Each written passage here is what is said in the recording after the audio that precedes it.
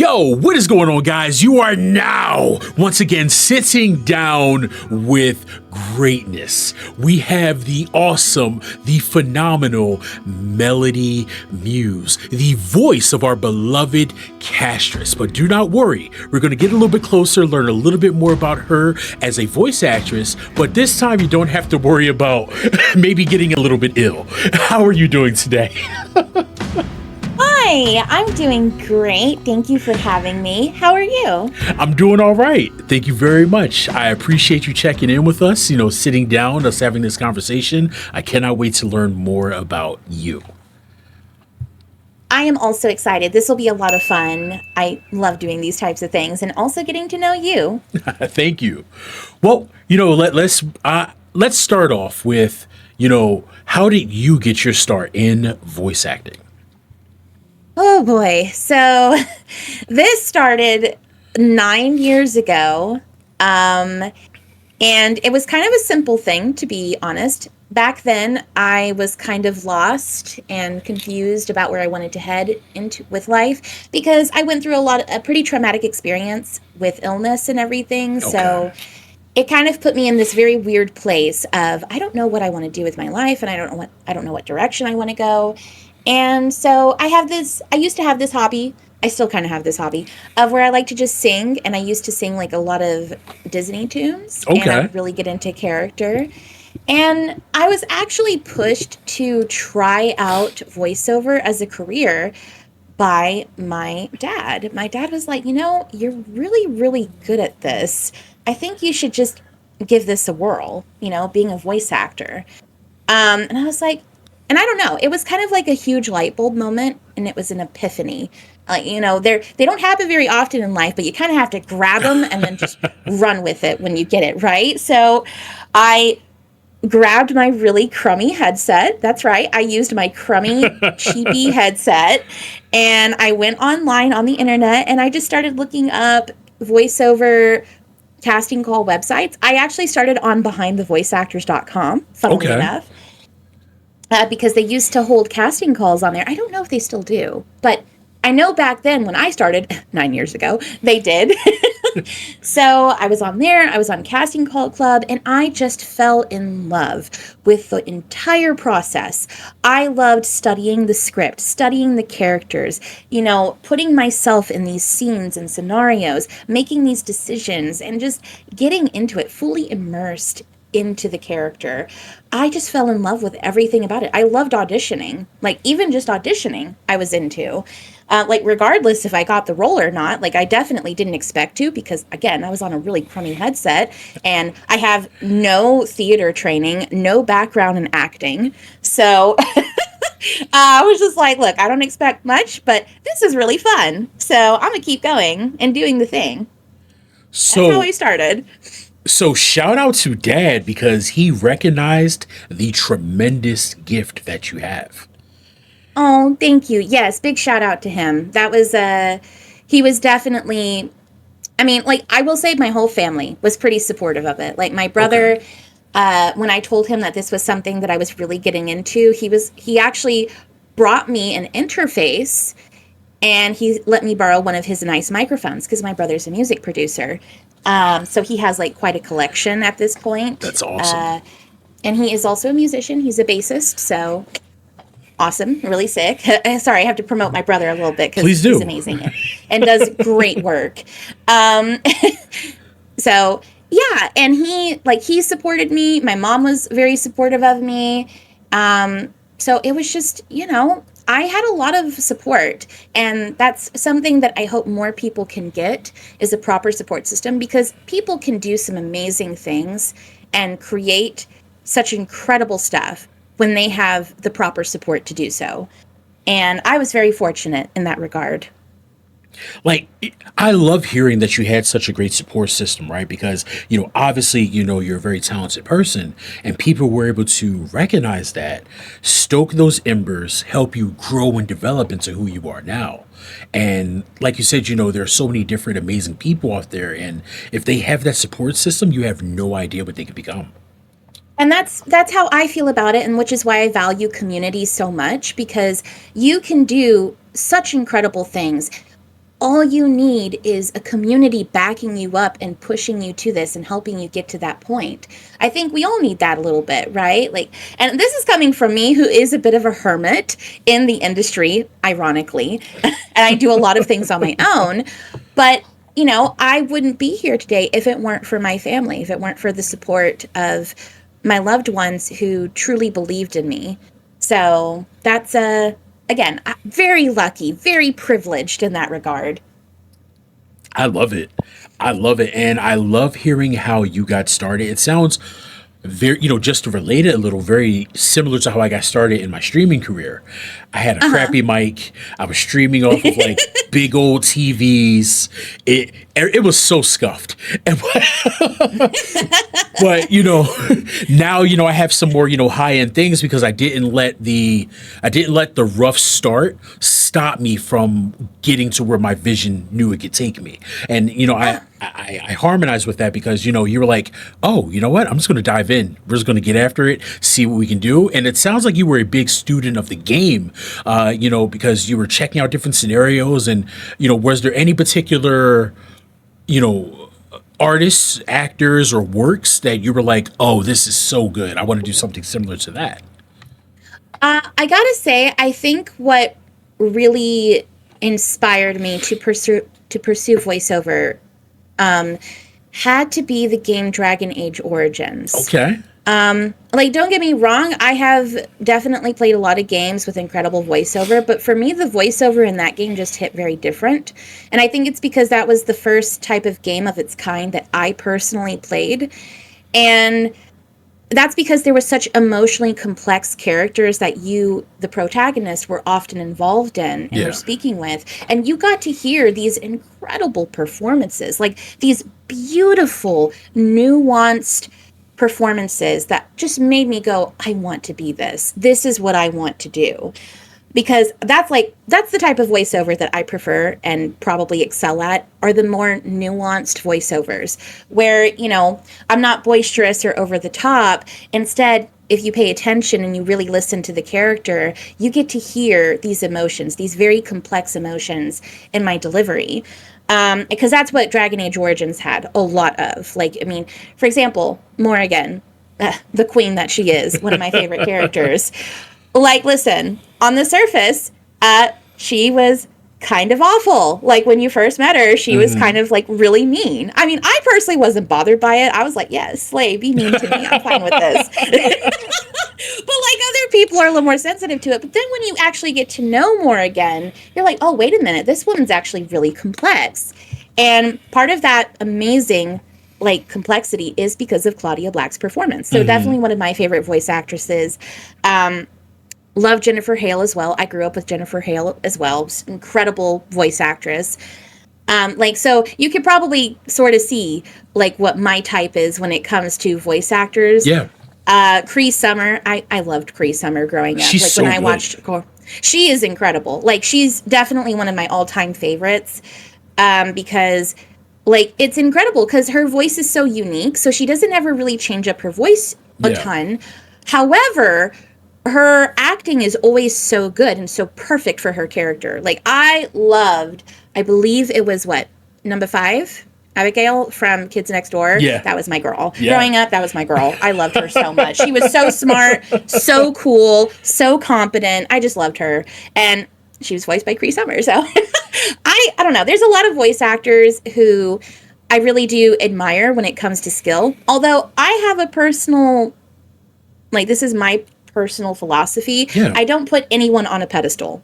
I don't put any celebrity, any voice actor, I don't put any of them on a pedestal because they're just human beings like myself. Exactly. So that's always, like, a hard question for me to answer because, like, I don't want to be like them. I want to be my own thing. I want to be my own star, and I admire their skill and their work for sure. But I just don't worship or celebrate celebrities the same. And I also have some hot takes on that, but that's not what we're here for. So, well, let me ask you, with just a quick tangent with Cree Summer, her voice was everywhere, right? Her voice is everywhere. Oh, yes. Have you watched Drawn Together? No, I have not. I read for those who know, no, Drawn Together was a complete like 180 from the properties you would normally see her in. Warning, it is more of an adult themed property, so I am familiar with it, but Okay. I haven't watched it. So, but yeah, I know what you're saying. Yeah. watching it, I was like, okay, I remember. I was like, oh yeah, I hear her a lot. And did you hear her say some things? And you're like, hold on, let me. You're like, let me sit up. What did I just hear? But I just wanted to jump out. If you're interested in it, I do recommend checking it out. I think it's still on Netflix, but it's somewhere out there to find. But that's awesome to hear. Let me ask, your character that you voice, Castorice, very complex, very, on one side, very sweet, very kind of innocent, but then on the other side, like, she's the Grim Reaper. So, Yeah. how did you, no, go for Go it. ahead. I'm sorry. No, you were going to say something. Go ahead. Oh, no, well, how did you find her voice? How did you come up with the character? Well, such a great question. So when I received the casting call for this character, I felt like the notes were on the more vague side. Like I had enough to work with, but obviously it wasn't, as much detail as I would have liked, as I would have preferred. But I like to think that when you're in voiceover for a while, for a long time, and you really get to explore your voice and what you can do, you start to have these different voices and textures and pitches for different like archetypes of characters, right? So when I was reading her casting notes, I was kind of like, okay, so this is someone who's a lot more on the gentle side, but she's very emotionally complex, but very reserved. So I was like, okay, and she sounds youthful, she sounds young. So let's just go up a little bit in my voice. And let's soften it. Let's soften it a lot, because that's something that I have experienced in real life with people. People who are a little bit more on the reserved side, they're a little bit more soft-spoken. They're a lot more gentle, and that's something I kind of wanted to put in my audition based off of my real life experience with people. Because, obviously me, I don't sound like Castorice at all. Not really. Like I am very bubbly. I'm very extroverted, and I project. Like I can also project a little bit. So, but with Castorice, I wanted to really encapsulate this feeling of her holding back, like being very reserved, if that makes sense. And I thought maybe not only am I holding back emotionally, but I'm holding back with her voice too, just because of this gentleness that I'm getting from her casting notes. So that's kind of what I decided with her when it comes to the voice. I just went up a little bit and I softened her texture a lot more compared to my regular speaking voice. And yeah, that's how I figured out her voice specifically. I love that. I mean, she is such a complex character. And, hearing that you had that, thought process, that work going into her. I mean, how did you feel when they dropped her trailer? Showing her life and her growing up. Did they give you a little more insight into the character? I know you most likely already did the voice work, but I saw you had some connections and interactions on X. When they dropped that trailer, how did you feel? I loved the trailer. I thought that trailer was extremely beautiful, and it was so much fun to perform because, again, Castorice is a special character to me because it's a very healing character. Okay. This was a character that I felt like I had to kind of go back on some of my own inner demons and face them again from when I was a young teen who was kind of lost. Like, because I do suffer from depression. It's kind of like, it comes and goes. It's not something that's constant, but it's kind of nice playing a character like this where I get to face some of my own trauma and my own loneliness, because again, I was so sick for a while. Like, I really resonate with this character because I know what it's like to be separated from people and, kind of against your will. Like you have no choice but to be distant from people, because I was sick. And it's not like I wanted to be apart from people, but I was physically ill and I could not be associated with people because of that. And so I know what that loneliness feels like. And especially when you're someone who has so much to give to the world, right? So much love to give to people and life in general. So yeah, Castorice was very special in that case. because I got to, I got to kind of look into myself again and kind of look back into my child self and heal a part of that. And that was really nice. As for the trailer was just so beautiful. The music was incredible. The music just blew me away. The visuals were stunning. And I feel like the trailer really did such a beautiful job of really showcasing Castorice and how complex she is. Like, yeah, she's reserved. Yeah, she's afraid even. Like, that's something that a lot of what I actually love this direction that they took with Castorice. I love the fact that there is a strength in her. Yeah. Because when people think of strength, they think of someone who's like, really tough and, they conquer and do all the things, which is great. And that is strong. But there's also that quiet strength, that subtle strength of, in Castorice's case, she is afraid of what she can do. But at the same time, she knows when she needs to do what she needs to do, like what needs to be done. Yeah. Especially when she does get a taste of something. So in her case, she finally gets a friend. There's finally someone she can hug and touch, and she wants to protect them. So we get to see that strength come out more. This is someone who's not unfamiliar with death. She's not unfamiliar with war and battle. Yeah. But she doesn't like it. Like, that's what I love about her. She doesn't actually like these things. She doesn't enjoy partaking in them. There's no glory in it for her. She just does it because that's just part of her identity, whether she wants it to be or not. So I love how she has such complex philosophies regarding death and battle and all these other things.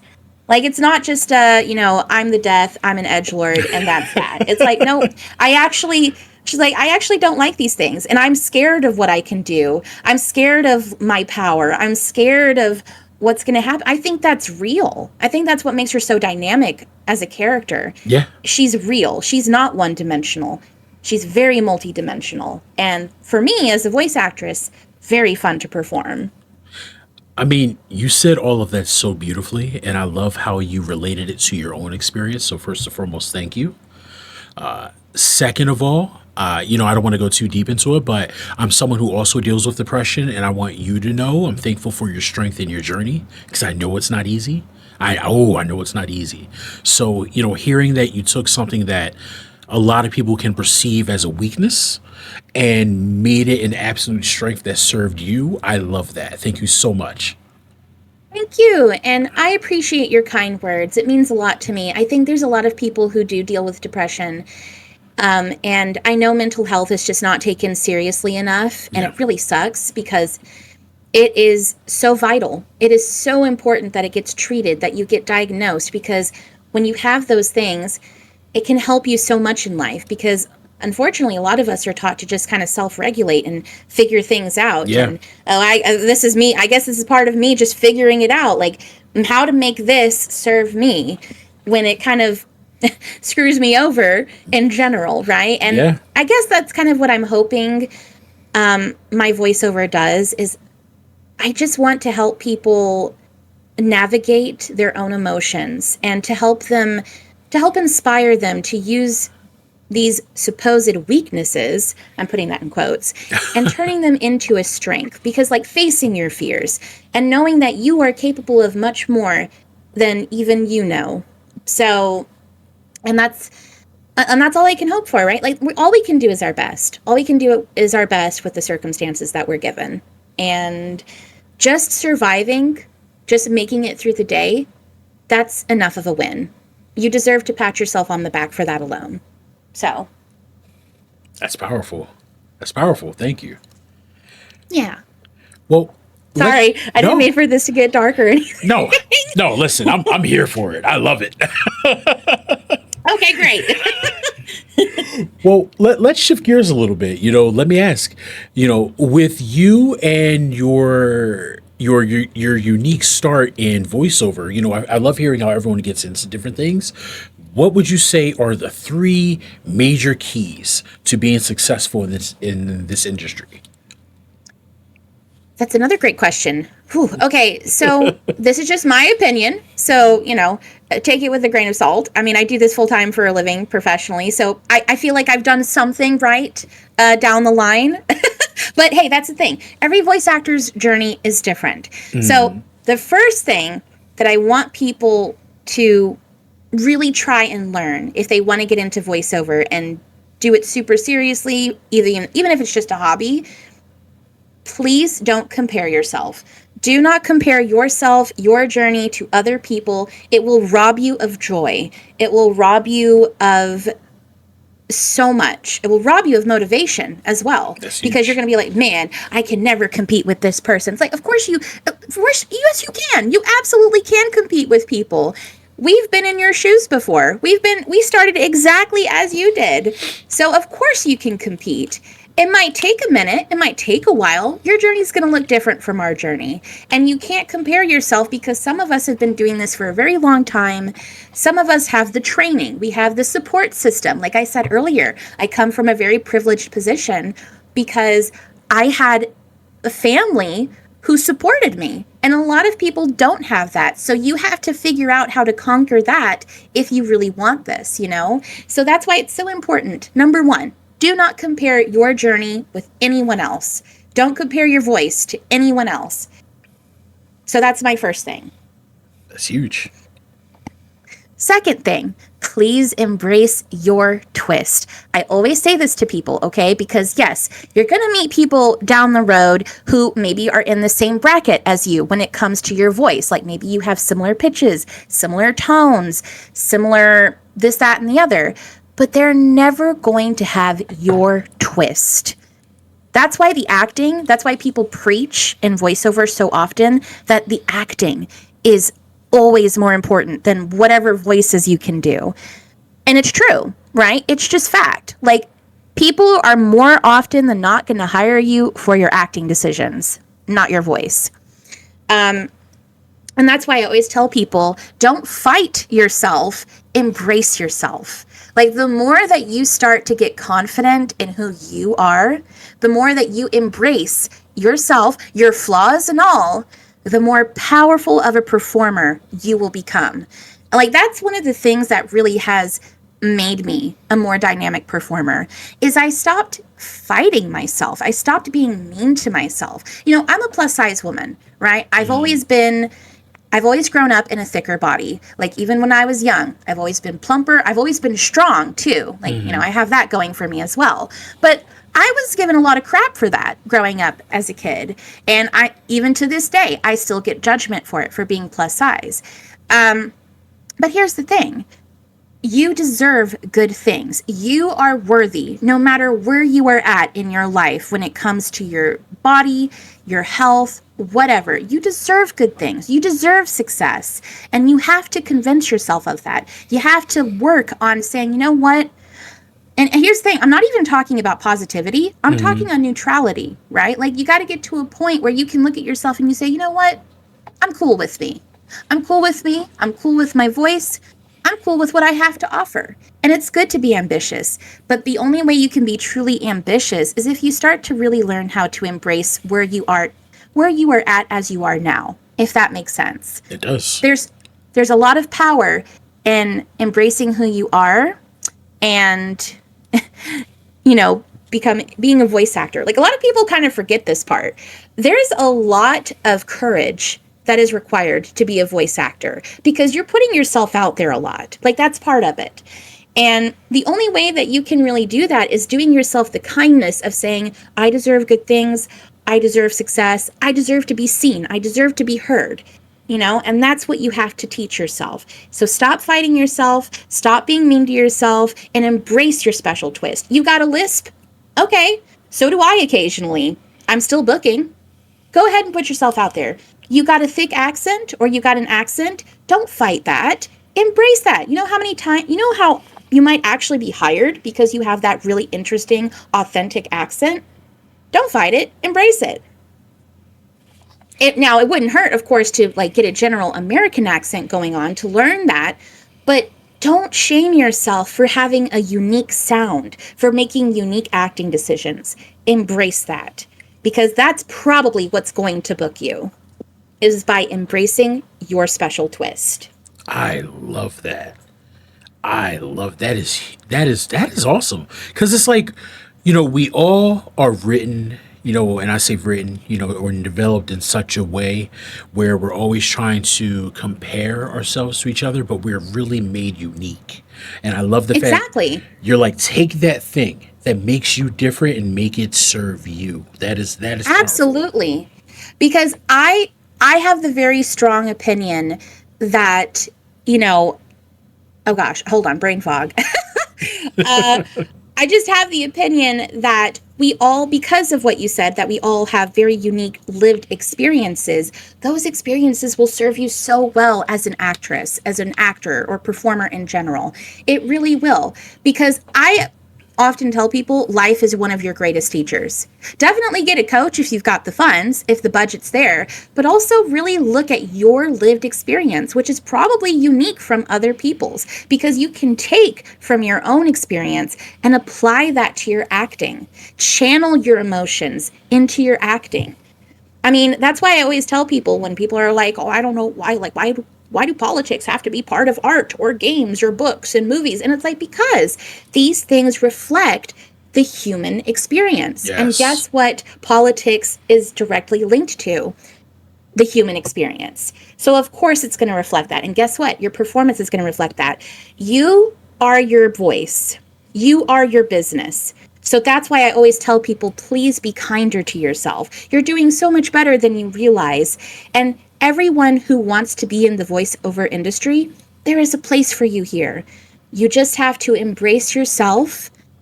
And I would like you to love yourself, but I know that's a journey and it's a process. But if you can work on that, you will blossom. You will flourish, because when you start to really love yourself and embrace yourself, then you're like, but I want so many great things for myself now. Like now that I'm at a place where I'm like, oh my gosh, I'm actually pretty swell. I'm pretty cool. Now I want good things for me. And that's when the ambition hits. That's when the determination and persistence hits, where I'm like, I want these good things. I want to succeed. I love this so much. I'm having so much fun. So I'm going to do X, Y, and Z to make this really happen, to make this really flourish. So yeah, I'm getting off my soapbox now. No, listen, you get up there and preach, because you've been spitting so many like different nuggets of wisdom. I rock with it. It's like, be you, be unapologetically you, be a boisterous you. I love it. Thank you. Because more people need to hear that, because, I get people who ask me, it's like, hey, how do I be a content creator? Things of that nature. I was like, just remember, at the end of the day, it's not about the game. It's not about what's going on. It's about you, because people can go and enjoy the game themselves. What are you doing that makes them want to come to the stream or the video? It's you and what you bring in. And so when people embrace that individuality, it's such a beautiful thing. Yep. And it's kind of why, like, I, as a plus size person, I like to put myself on camera. Like when I do Twitch streaming, I like to put myself out there. I like people to see that, yeah, I am fat, and what of it? And here I am taking up space, as I should, as anyone should. If you want to take up space, you should take up space. So that's how I feel about it. And that's how I hope more and more people feel about it. Do not hide yourself away. Unless you're not, maybe you have like a social battery and you're trying to recover or something, because same, I can resonate with that. But I just mean in general, like, don't stop yourself from doing things just because you think that you're not at the right point, like you're not you're not ready for it. It's like, honey, most of us are not ready for anything. We just jump in. That's so true. Like, now, let me ask okay, now this is where we get into our little silly area. I always ask people, Marvel or DC in terms of comics? Marvel. Fair enough. Hero or villain? Now when you say hero or villain, do you mean like Marvel or just in general? Just in general. Villain. I love it. I love it. It's always those with the sweetest voices that are like, villain. No, it's not like that. Villains are always, I feel like a lot of villains are always very complex. And then now that I'm a grown adult, because I'll say this, if I was a much younger me, and you asked me that question, I would have said hero, of course. But now that I'm a grown adult and I've experienced things and I've seen how life is and how unjust life can be. Like, I'm definitely starting to be part of the, well, you got to make your own justice then. You know what I mean? And that's what villains often do. They're making their own justice. So, yeah, and I love anti-heroes for that reason. Anti-heroes specifically are pretty fantastic. But yeah, nowadays it's villain. I'm in my villain era. Live it. Live it. Well, thank you so much. This was a ton of fun. We got into, your lore, we got into, your thought process, what you represent, what you stand for, and I appreciate you sharing that with me and my community. Where can we find more of you out there in the world? Oh, well, the best way to keep up with me, and the easiest way, I would argue, is to just go to my website at www.voicesofmelody.com, because I have all of my socials linked there at the bottom of my website. So that's the easiest way, in my opinion. But if you want to find me on X, I am, at Voices of Melody on there. On Instagram, I believe I am Melody Muze. I, of course, do Twitch streaming when I'm not super duper busy with voiceover like I am right now. I've got a lot of audiobook work to do specifically, which is twitch.tv/MelTheMuse for anyone who wants to, keep up with my gaming shenanigans or art. Sometimes I do art as well on there. But yeah, I feel like the easiest way is to just go to my website, because that's all of my stuff is there. All the books that I've worked on, there's links on there if you're interested in listening to me narrate. And I promise I sound very nice when I narrate audiobooks. I don't sound like this. I sound a lot more soothing, soft-spoken. I promise, because right now I'm just default Melody, so I'm like, very loud and projected and probably a lot. Well, I'm considering getting into, voiceover for audiobooks. Max, what would be the best place to start for that? So, audiobook work is a beast. So it's not something I'm going to recommend to anyone who's just starting out. But if you've been doing like voiceover on and off for a while, and you feel you're ready for it, one of the best places to start is acx.com. There's a lot of books to audition for on there. Some of them are trash hot garbage, but there are others that are like really good. And, there's gems. Let's just say there's like a couple of gems in the trash heap. We'll say that. Definitely recommend staying away from the books that have AI images on the cover. We don't want to work with people who use AI. I'm sorry, not sorry. AI is bad. So if you can, if you spot it and you're like, that looks AI, I would avoid it because who knows? Their writing might be AI as well. So, and that won't be very fun for you as the narrator, by the way, because you're going to be like, ooh, this is boring. Oh, this is terrible. And you should enjoy what you're doing, right? It lacks heart. But yeah, acx.com is great. There's also Authors Republic. Authors Republic is a little bit more picky because they are going to go off of your quality. So, because that's an issue with ACX as well. It's a great place to start, but that means a lot of people who don't have very good quality are also on there. And yeah, but if you've got good quality, you're already a step ahead of probably over half of people on ACX. So okay, you got that going for you, So yeah, start on there. Authors Republic is also a great place for that. There's a lot of books on there too.